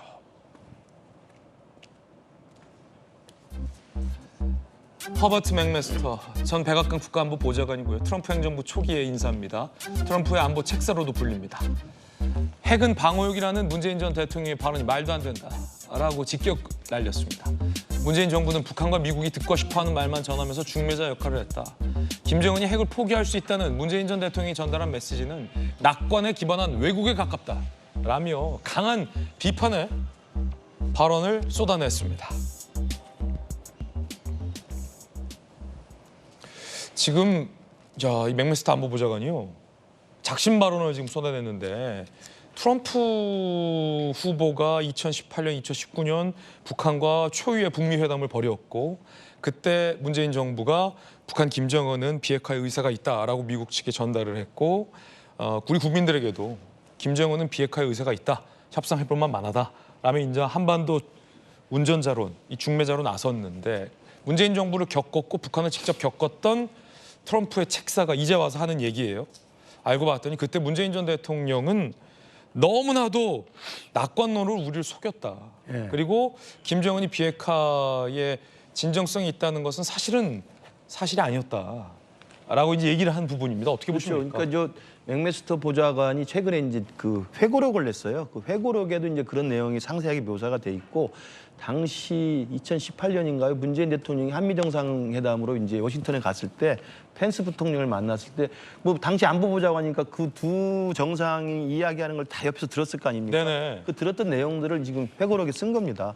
그때도 여전히 김정은은 방어용으로 핵무기를 갖고 있다고 믿고 있다라고 이야기했을 때 오히려 당시에 이 부통령 펜스가 이의를 제기했다는 거 아닙니까? 그게 말이 되느냐? 그게 말이 되냐? 예, 그런 식이에요. 저 핵이 어떻게 방어용이냐? 그래서 이제 그 회고록과 같은 맥락에서 최근에 한 일간지가 이제 화상 인터뷰를 한 내용인데요. 똑같은 내용을 계속 하고 있고 중요한 건 트럼프 대통령이 지금 11월에 연말 대선에서 또 대통령이 될지도 모르는데 그 상황에 트럼프가 되면 또다시 저렇게 우리 한국 대통령이나 한국 정부가 잘못하면 또 북미 정상회담 같은 또 선의의 환상에 기대서 또 잘못된 일이 벌어질 수 있다는 경고를 주고 있다고 보고요. 저는 문재인 대통령이 그런 입장이었다고 생각해요. 어니스트 브로크한 말이 있어요. 그러니까 정직한 중개인 역할을 하고 싶었던 거죠. 북에 가서는 이거 미국 트럼프가 회담을 하고 싶어 한다라고 계속 환심을 사고 또 트럼프 대통령한테 가서는 김정은은 핵을 포기할 준비가 돼 있다라고 하면서 또 그 환심을 사는 거예요. 이게 이제 중간에서 이 성사를 시키기 위한 매파 같은 역할을 하려면 할 수 있는데 가장 근본적으로 잘못된 게 뭐냐면 우리 한국은 어니스트 브로커 매파가 아니죠. 당사자잖아요. 당사자. 북핵 문제의 당사자지. 북핵 문제를 북한과 미국이 대화를 통해서 풀 수 있도록 우리가 브로커 역할을 하면서 무슨 매파처럼 소개팅 해주는 겁니까? 그게 아닌 거거든요. 근데 당사자라는 우리의 본분을 망각하고 자꾸 협상만 하면 된다고 생각하니까 이른바 브로커식으로 매파식으로 서로 좋은 이야기만 해준 거예요. 그 성사만 되면 된다고 생각해서 어떻게 됐습니까? 전부 다 결렬되고 사실 지금까지의 북핵 문제는 이제는 우리 대한민국의 거의 모든 국민들이 북핵 문제는 대화를 통해서 해결될 수 없다는 걸 다 스스로 깨닫게 되는 지경까지 오지 않았습니까? 그런 면에서 보면 이 맥메스터 본래 3스타 출신인데요. 굉장히 뛰어난 분이고 이분의 이 조언 그다음에 이분의 경고에 대해서 트럼프 후보도 좀 귀를 기울여야 되고 우리 정부도 정신 바짝 차리고 이 북미 회담 또 북핵 문제에 대해서는 협상에 대한 그 환상은 좀 접어야 된다고 생각을 합니다. 네, 지나치게 문재인 전 대통령이 낙관한 것이 오히려 미국에게 왜곡된 정보를 주었다라는 강한 비판까지 맥메스터 개인 견해죠 주고 있습니다. 낙관. 그도 그럴 것이 최근 문재인 전 대통령이 회고록을 냈는데 김용태 의원님, 문재인 전 대통령의 회고록에서 김정은의 비핵화는 진심이었다라고도 최근까지도 쓰고 있는 내용도 한번 논란이 됐었잖아요. 어떻게 보십니까, 맥메스터의 사실 뭐 미국만에게 잘못된 정보를 전달한 것이 아니라 우리 국민들께도 잘못된 정보를 전달하셨던 거죠. 물론 종전선언 뭐 언젠가 당연히 가야 될 길이겠죠. 하지만 현실은 어땠습니까? 북한의 위장평화쇼에 우리 국민들이 많이 당했던 거 아니겠습니까? 탄도미사일을 탄도미사일이라고 부르지도 못했습니다. 미식별 물체라고 말씀하셨죠. 그러니까 많은 국민들이 거기에 분노를 느꼈던 거 아니겠습니까? 그러니까 북한 문제는 현실을 기반해서 좀 직시하셨으면 좋겠어요. 물론 많은 국민들이 종전선언을 원하고 계실 거고요. 그 종전선언을 위해서라도 끊임없이 저희 남북이 대화도 당연히 필요하고 하지만 지금 순간에서는 북한이 계속해서 저희 대한민국을 향해서 도발을 하고 있으니까 여기에 대해서는 단호한 우리 정부의 입장을 보여줄 필요가 있다고 생각합니다. 자, 민주당에게는 좀 비판적인 내용일 텐데 맥메스터의 언론 내용. 조기현 변호사님. 뭐 맥메스터나 당시의 안보 참모들은 저런 입장을 가질 수 있습니다. 그런데 결과론적 평가죠. 당시 진행되던 회담의 경과를 봐야 됩니다. 미국의 입장은 CVID였나요? 불가역적인 핵폐기. 북한에서는 단계적 핵폐기론을 얘기하고 그게 협상 과정에 있었습니다. 그런데 트럼프 참모 중에 이 강경파가 득세하면서 이 협상이 그냥 깨진 겁니다. 그 과정에서 나왔던 얘기들은 차이가 있었던 거죠. 그러니까 문재인 대통령은 당사자이면서 중재자이긴 하지만 북한과 미국 양측에서 이 결정권을 행사할 수 있는 분은 지위를 갖고 있지 못한 게 또 우리 한국 정부의 현실 아니겠습니까? 이제 그 협상을 중재하는 과정에서는 북한 측의 의도와 어떤 선의 그리고 사실 미국 측이 갖고 있는 생각 이걸 중개하면서 결국에 한반도의 공고한 평화체제 구축을 위해서 정전협정과 이 평화협정 체결로 나아가고 미국은 북한의 체제 안정을 보장하고 북한은 핵을 폐기하고 근데 폐기 방식이 뭐냐에 대해서 이 트럼프 행정부의 강경파와 온건파 간에 갈등이 있었던 겁니다. 그 과정에서 결국 하노이 노딜로 모든 상황이 수포로 돌아가고 지금 상황까지 온 건데 그 과정에서 맥메스터가 갖고 있었던 본인의 입장과 시각에서 보면 북한은 당초부터 신뢰할 수 없는 얘기와 제안을 하고 있었음에도 불구하고 문재인 대통령이 그걸 믿고 그대로 전달한 게 완전히 잘못된 판단이었다고 저렇게 단정적으로 얘기할 건 아니죠. 본인이 믿고 생각하고 미국의 소위 이 한반도 정책에서 강경적 입장에서 CVID를 무조건 관철하려는 입장에서는 결과적으로 저런 판단을 할 수 있습니다. 그런데 당시에 우리 정부의 입장에서 북미 협상 그리고 최종 단계로 평화협정까지 나아가고 북을 핵을 폐기하는 단까지 중재하는 과정에서는 저런 얘기가 계속 오고 가고 있었던 겁니다. 당시에는 그렇습니다. 기대를 걸었다. 예. 당연히 지금 북한의 입장에 대해서는 비판할 수 있지만 그 시기에 이 한반도 평화체를 만들기 위한 노력 자체를 맥메스터의 결과론적 평가를 가지고 지금 폄하할 수는 없다고 봅니다. 네, 반론도 전해드렸습니다. 문재인 전 대통령은 지금도 김정은이 비핵화에 진심이다라고 생각하고 있는 것 같은데 그에 대한 평가는 또 따로 기회가 되면 나눠볼 법 할 것 같습니다. 응급이가 없어서 뺑뺑이에 결국 여당에서도 박민수 차관 경질 얘기가 나왔습니다. 안타까운 소식부터 전해드리겠습니다. 심정지에 빠진 여대생 응급실이 코앞에 있었지만 진료를 거부해서 결국 안타깝게 됐습니다. 어제 오전 7시 32분 조선대학교 벤치에서 20살의 여대생이 심정지 상태로 발견됐습니다. 조선대학교 병원 응급실과는 100m예요. 안고 뛰면 15초예요. 그런데 응급실에서 수용을 거부했습니다. 인근 병원으로 이송됐지만 의식불명에 빠졌습니다. 김영주 의원님. 100m였어요, 100m. 심정지 상태에 어떤 이유에서인지 빠져있는 여대생 100m에서 응급치료했으면 CPR이라도 했으면 다시 소생될 수 있는 가능성이 있는데 100m 앞에 있었던 조선대 병원에서 수용을 거부했어요. 결국 심정지 빠졌습니다. 이거 어떻게 해야 됩니까? 이거 누구 책임입니까? 그렇습니다. 사실은 뭐 정말 안타까운 일들이 곳곳에서 벌어지고 있습니다. 정부 물론 뭐 의사 환자 곁을 떠난 의사들의 책임도 있습니다만은 이것을 계속 개혁이라는 당위론을 가지고 밀어붙이고 있는 대통령실도 응당 책임이 있다고 생각이 듭니다. 실제적으로 보면 박민수 차관을 비롯해서 협상 파트너를 지금은 바꿔야 되고요. 또 더 제가 며칠 전에 제 개인적으로 발가락이 좀 안 좋아서 외과에 갔더니 솔직한 말씀을 하시더라고요. 숙과 문제. 최근에 대통령께서 야간 응급시설 진료하면서 실제 그 말씀이 나왔습니다. 핵심적인 지원을 하겠다. 이제 그 얘기로 가야 됩니다. 이제 더 이상 서로 기싸움을 할 것이 아니라 이제는 그야말로 계급장 떼고 박단 전공의 대표든 또 병원장들이든 복지부든 대통령실에 관계자든 다 해서 정상화하기 위한 최소한 기본적으로 2025년까지는 포함해서 의료 정원 그분도 그렇게 말씀하셨어요. 지금 굉장히 타이트하기 때문에 정원에 반대하는 의사 별로 없다. 핵심은 뭐냐? 왜 뺑뺑이를 하냐? 사람도 없는 것도 있지만 수술을 하는 것은 리스크만 지고 돈이 안 된다. 솔직한 얘기가 나왔거든. 솔직한 얘기가 나왔다는 건 뭐냐면 협상의 여지가 있다는 겁니다. 그 부분만 되면 돌아올 수 있다라고 하는 시그널을 보내는 거예요. 왜 그 시그널을 좀 외면하지 말았으면 좋겠어요. 네. 여러 보도에 따르면 모교 병원이잖아요. 조선대병원. 응급실에서 수용을 거부한 까닭은 응급 전문의가 없었다는 겁니다. 응급실 문은 열려 있었지만 전문의가 없었다. 그러면 이것은 의료 공백입니까? 아닙니까? 명백한 부분 아닙니까? 명백한 부분. 그러니까 이제 대통령께서도 그때 국정 브리핑에서 응급실은 지금 잘 관리되고 있다. 그러니까 응급실이 열려 있죠. 그다음에 의사도 있죠. 그러나 이제 저렇게 안 하는 이유는 여러 가지 이유가 있겠지만 일단 이 의료 대란이 오면서 일단 의사들의 집단 이기주의 때문에 발생한 문제이긴 하지만 손 놓고 있으면서 상황을 쳐다보고만 있다 보니까 의사들 전문의들은 사표 쓰고 나갑니다.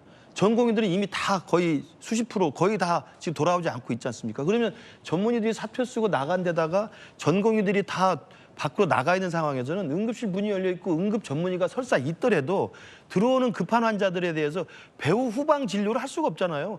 진료를 한 다음에 이게 수술이 필요합니다 하면 다른 수술로 옮겨가지고 수술을 할 의사가 있어야 되지 않습니까? 근데 수술을 할 의사도 없고 수술을 같이 보조할 전공의도 없잖아요. 그러니까 감당이 안 되니까 보내는 거예요. 그러니까 저는 응급실이 열려 있고 응급실이 24시간 체제가 돌아가고 있고 거기에 응급이 의사가 많이 줄지 않았다라고 이야기하는 대통령실의 인식은 보고 싶은 거 하나만 보는 거예요. 후방 진료, 배후 진료 백업이 안 되잖아요. 저기는 전문의도 없었다고 하는 거니까. 그럼 이제 전문의까지 없으니까 저는 더 이상 감당할 수가 없는 거예요. 그러니까 저는 그런 걸 정말 이게 제가 전에도 한번 이야기했습니다만 이 의사들과 우리 대통령실의 기싸움이 강대강으로 부딪히면서 누가 옳고 그른 건 다 압니다만 죽어나는 건 저렇게 응급 상황을 받고 있는 우리 국민들이잖아요. 그럼 이분을 손 놓고 방치해서는 안 된다는 거죠. 네. 정말 좀 진정성 있게 들여다보길 바랍니다. 그 가운데 두돌 여아가 열경련이 났는데 응급실 뺑뺑이 곁에 의식불명에 빠진 사례를 두고 응급실 뺑뺑이는 예전부터 있었다. 의료 공백은 거짓이다. 전화할 수 있으면 그건 경증이다. 라는 발언을 한 박민수 보건복지부 이 차관에 대해서 여당 내에서도 경질론이 제기됐습니다. 들어보시죠. 먼저 협상 테이블에 양치 앉는 것부터가 중요하다고 생각을 합니다. 그러기 위해서는 협상의 새 판을 짜야 되고 그런 면에서 이미 그동안 협상을 주도하고자 했던 부처의 책임자 교체가 필요하다고 생각합니다. 특단의 대책이 필요합니다. 그 시작은 책임질 사람이 책임을 지는 것이라고 믿습니다. 대통령에게 모든 게 괜찮을 거라고 보고한 데 대해 국민을 이토록 불안하게 만든 데 대해 정책을 수시로 바꿔서 정부의 신뢰도를 떨어뜨린 데 대해 막말과 실언으로 국민을 실망시킨 데 대해 그 밖에 있었던 수많은 일들에 대해 책임을 통감하고 당사자 스스로 거취를 결정하시기를 촉구합니다. 친한 인사든 친윤 인사든 경질론이 제기된 겁니다. 조금 전 한동훈 대표가 박민수 경질론에 대해서 국민의 오해 사는 언행을 자제해야 한다라며 박민수 차관을 강하게 비판하기도 했습니다. 그러면서 한동훈 대표가 여야정 협의체를 구성하자라고 제안했습니다. 야당도 들어가요. 여당, 야당, 의료계, 정부, 여야 의정 협의체를 만들자라는 제안을 밝히기도 했습니다. 자, 그 가운데 민주당의 김지호 전 이재명 대표 부실장이 인요한 최고위원의 전화번호를 공개해서 논란이 일고 있습니다. 그러면서 김지호 전 부실장이 의료 서비스 절실한 분들은 인요한 의원에게 전화하라라며 SNS에 인요한 의원의 전화번호를 김지호 전 이재명 대표 부실장이 공개를 해서 논란이 일고 있는 건데요. 자, 어제 있었던 인요한 최고위원의 일부 문자가 공개된 것을 비판하는 행위로 보입니다. 자, 부탁한 환자 지금 수술 중 조금 늦었을 뻔 죽을 뿐 너무 위험해서 수술해도 잘 살 수 있을지 모르겠다라는 문자가 오자 인요한 최고위원이 감사라고 답장을 한 대목 이 문자가 공개되면서 민주당에서는 강한 비판을 하고 있습니다. 수술 청탁 의혹을 야당은 제기하고 있습니다. 백 있는 관련층은 의료봉계 상관없냐? 여당 최고위원은 다 방법이 있었군요. 정부와 여당은 이런 식으로 버틸 수 있나 봅니다라며 인효한 의원에게 수술 청탁 의혹을 강하게 제기했습니다. 자, 그러자 인효한 의원은 의혹을 부인했습니다. 응급 아닌 이미 예정된 수술을 잘 부탁한다는 취지였다. 집더위와 아는 사이라 잘 부탁한다고 말한 것이다. 라며 해명을 했습니다. 자, 그러자 김재호 최고가 전화번호까지 지금 공개를 한 겁니다. 김용태 의원님 어떻게 보십니까? 저 문자 하나만 놓고 뭐라고 말씀드리기 굉장히 어려운 것 같아요. 인효한 의원이 말씀하신 부분도 만약에 정말 그것이 사실이라면 집도의가 예정되어 있었고 또 의사 출신이다 보니까 잘 부탁한다라고 말씀하실 수 있는 거니까 이 부분에 대해서는 조금 더 사실관계가 명확해진 다음에 비판이라든지 이런 잘잘못을 가릴 필요가 있지 않나 생각합니다. 그렇군요. 박민수 차관 경질론이 나왔어요. 어떻게 보십니까? 저는 조금 전에 나경원 의원이 말씀하신 거에 굉장히 많은 동감이 돼요. 그러니까 이 문제 의료 개혁을 포기할 수는 없는 거잖아요. 결국에는 정부도 의료 개혁을 하려고 하는 의지가 있고 결국엔 국민을 위한 길인 거잖아요. 하지만 분명한 것은 지금 2024년을 살아가는 국민들한테 피해가 가는 건 또 안 되는 거잖아요. 결국엔 전공의의 마음들을 돌릴 수 있는 분이 필요한데 새로운 협상 테이블을 앉힐 수 있는 분들이 필요한데 지금 많은 의사분들한테 차관이 감정적으로 좋지 못하니 협상이 진행이 못하고 있는 부분도 있는 것 같고요. 그렇다면 새로운 분으로 모셔가지고 의료 개혁도 추진하고 또 전공의 분들도 복귀할 수 있는 명분을 들릴 수 있는 분으로 모시는 방법도 고민할 때가 되지 않았나 생각됩니다. 차관을 바꿔야 된다. 전공의를 복귀하기 위해서라면 예. 그렇군요. 자, 그런가 하면 여당 주최 토론회에도 이 박민수 차관이 불참을 해서 김재섭 의원이 강하게 질타했습니다. 다른 업무가 많아 참석 어렵다. 하루 전 불참을 통보했어요. 그러자 김재섭 의원이 이게 의정 갈등을 풀어내는 정부의 태도냐라며 질타했습니다. 설득한 용기도 없이 여당 설득할 용기도 없이 무슨 수로 국민을 설득하냐라며 김재섭 의원도 박민수 차관을 강하게 질타했습니다. 국민의힘의 젊은 피 원투펀치 2명이 모두 다 박민수 차관을 비판했군요. 교체를 건의했군요. 자, 저희들은 60초 광고 보고 돌아오겠습니다. 잠시 후에 뵙겠습니다. 오늘 저희가 준비한 소식 모두 다 전해드렸습니다. 지금부터는 김진애 돌직구쇼 유튜브 계정에서 김진애 더 라방 시작됩니다. 많은 참여 관심 부탁드리겠습니다. 오늘 하루는 분명 어제보다 나을 겁니다. 좋은 하루 되십시오. 고맙습니다.